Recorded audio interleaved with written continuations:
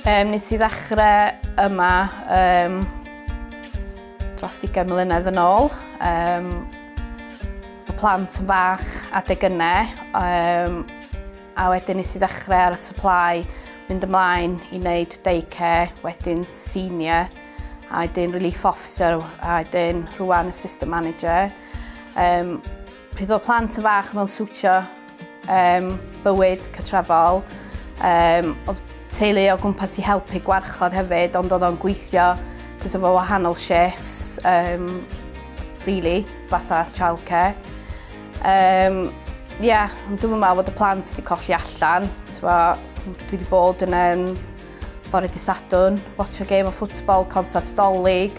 So the flexibility yna, really, Ond mae yna deimlad eitha awyrgylch teuluol yma hyn. Da chi gyd yn nabod eich gilydd yn dda iawn yma, ydych? Mae'n andros o gymuned bach. Mae pawb yn nabod ei gilydd, mae trigolion yn nabod y staff, a bod eu teulu nhw a pob peth. So mae'n helpu. Da ni'n lwcus o'r gymuned hefyd. A hefyd mae staff wedi bod yma blynyddoedd, wedyn mae pawb yn nabod ei gilydd.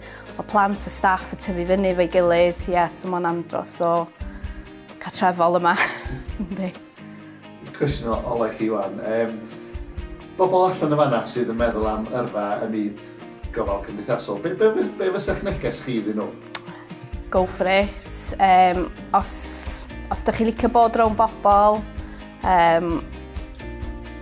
give it a go. Os gych chi'n byd I golli, mae o'n ffordd fedrwch chi weithio a cael qualifications yr un adeg hefyd, a wedyn a dal mag eich plant yr un adeg.